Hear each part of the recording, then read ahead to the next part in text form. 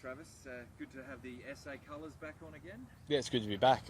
Important week for the crew here. So, hopefully I can contribute, and it's an exciting couple of weeks. We've seen what the boys were able to achieve last year, and hopefully I can play my part in getting there back to a final in a couple of weeks' time. Is there any ever doubt that you will be playing? No. Once we were out, I was pretty keen to play this week. Obviously, there's meant to be a T20 final in a few days' time. So, I guess play the schedule and looking forward to the week. But no doubt that once we were out, unfortunately, that I was going to come back and play. It's very hard for Australian fans to accept losses, and I'm sure it's even harder in the camp. What's it sort of been like in the aftermath? Yeah, it's been disappointing to wake up and watch some of the scores. We weren't good enough, and that's as simple as that. And like you said, Australians wake up in the morning and expect to see a W next to our name. So, obviously difficult campaign and difficult to be a part of, and frustrating for a few people. But again, you can't do much about it. You've got to make sure we get another chance of it and another opportunity to play for Australia. When that is, do a better job. What was that like for you, especially because you were leading in a few of those games as well? I imagine you feel a bit of extra responsibility and pressure, and it wasn't going your way against these teams that we should beat. What's that like for you when you go home at night having had those results? Yeah, not ideal. I guess you do all the planning, and we've spoken about it as a T20 team. We'd had a really, really good 18 months leading up to probably Pakistan, and for various reasons with the team and exiting Big Bash and whatnot, that we weren't able to get a little bit of momentum. But we've done so many good things, and we've talked about it a lot in World Cups and tournament play, that normally we're pretty good at navigating through those situations. And I think you've seen a few teams struggle with that over the last few World Cup editions, when more teams have been in it, and associate teams and teams that probably aren't as high ranked as what they could be find themselves in tournaments, and it's hard to navigate through that, and it's challenging. You see good teams miss all the time. Fortunately, we're on that side of things where we weren't good enough in the right times, and we weren't able to get ourselves through into a Super 8s, where I think naturally in World Cups gone past, we've hit little roadblocks along the way. We've found ways through it. We've been able to problem solve on the go, which we've talked about a lot for Australia, and we found ourselves at the pointy end of the tournament, and this year it wasn't to be. How many games are you available for? Is it both Shield games and potentially the final? No, I'll be available for this one, and then I think Cricket Australia already put something out about the next one, but I certainly won't be around for the final.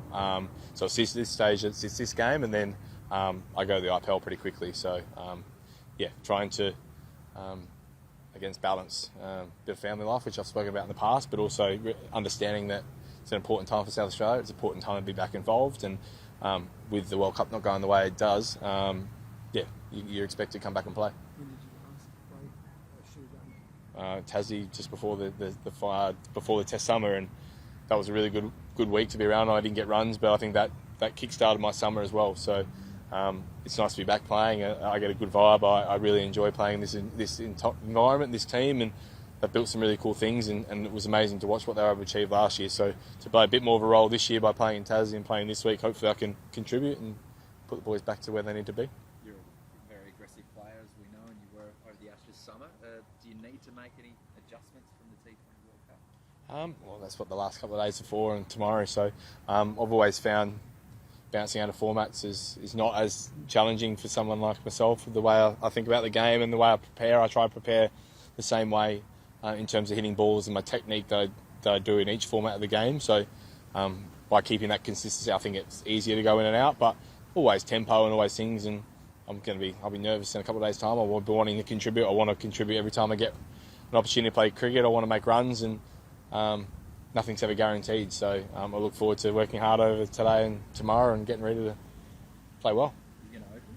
We'll wait and see. It's the same as the summer. The team's not out yet, so wait and see. It's quite a unique thing, really. Yeah. Because it sort of evolved out of the larger sore back. Yeah. And the team's been so successful having the two openers. So, it's obviously a big discussion for the team. I think it's always hard when players come back. You probably can make an argument for the middle order as well. I guess when you look back at Tassie a few rounds ago, when if I come in the middle, who misses? We've got a really sound middle order with Limo going well and Jason Sanger having a great year, and Nathan McSweeney playing Test cricket within 12 months. So it's hard on everyone for someone to come back. Most likely I'll be doing it in August in a few months' time. So I'd like to get as many opportunities as I can, so we'll see in a couple of days' time. I don't care. Yeah, I'm happy.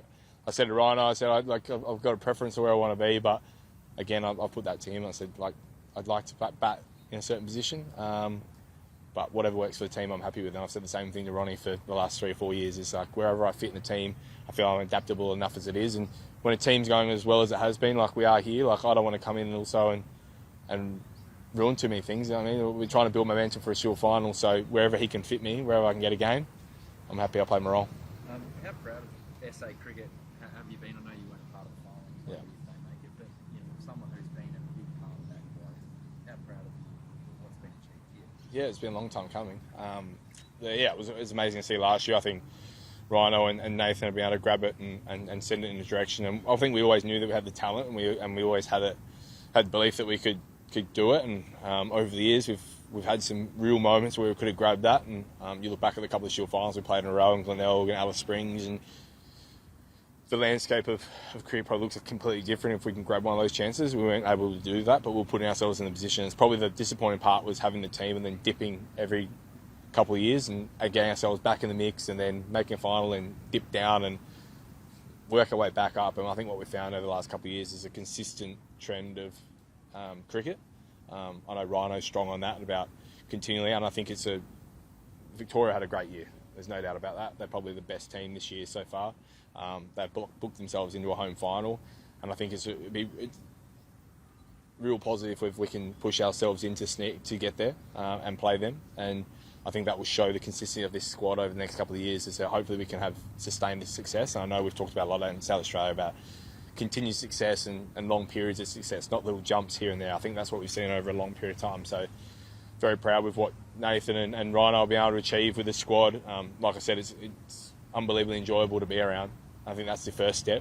And then it's playing good cricket. And I think they'll be able to do that over a period of time now where they've made it enjoyable to come in, which it wasn't always the case over the last 10 or 15 years. It hasn't, when you're getting sort of kicked in the head every week and not playing well, it can sometimes be pretty difficult to rock up. So for them to create the environment, to be competitive, to then take the next step to last year to win both comps and to be right around the mark again is a huge step forward for hopefully the next 5-10 years. Sorry to go back to international cricket. It feels like in Australia the last 20 years it's been like Test and one day Australia's the best, and T20 just sort of comes third, and it's not hope for the best, but it seems to be the third one in that. Did you feel over in the World Cup that this was a team that was built for success? You've been planned for years and years. Like, was everything there for Australia to succeed, or is it the little run of the track? No, 100% it's built. We carved this thing out for 18 months probably. We knew exactly where we wanted to be. We had good results. People had owned positions in the order, roles in the team. So we went there with full of confidence. I think if, from a player perspective, I want to win every World Cup and every trophy I possibly could get. So I think from a player perspective and a team perspective, and there's 100% commitment to every corner. There's no such one bigger than the other. There's no format, I think, that plays bigger than any other. So if you're playing a World Cup, you get an opportunity to win a World Cup, and we carve that out and we plan the best we can. I think it's probably more a public thing that I think people love Test cricket more than they do love T20 cricket. And in terms of win-loss, I think sometimes T20 cricket can be not luck of the draw, but you can find yourself over the test of time. You've got 5 days to win a test match. Normally the best team wins. I think it comes down to sometimes a player can win it on their night in T20 cricket. So it's a bit more unpredictable, I think, which is why you see so many more unpredictable results. And in test format, why you probably see the same 3 or 4 teams around the mark in the Test World Championship and who competes for those trophies. So it'd be wrong to say Australia's performance, wake-up call or something like that. That's incorrect. Yeah, I would think so. I think there's a lot of people that draw long bows when Australian cricket teams don't win. There needs to be a reason. People want a reason. Sometimes there is, and sometimes it's a bit harder to explain than that. So we weren't good enough, so everyone can draw their own conclusions. But we know as a team that we're fully committed, and they come around pretty quickly. We'll have another one in 2 years' time. I think we're here in Australia and New Zealand in a couple of years' time, and then the potential of an Olympics as well. So they fast approach. We have a one-day World Cup next year. They come around too quick. And we've already been talking about that World Cup for probably the last 12 months. So a lot of planning goes into them, as we've seen in the Test format. There's a lot of commitment to win everything. Cool.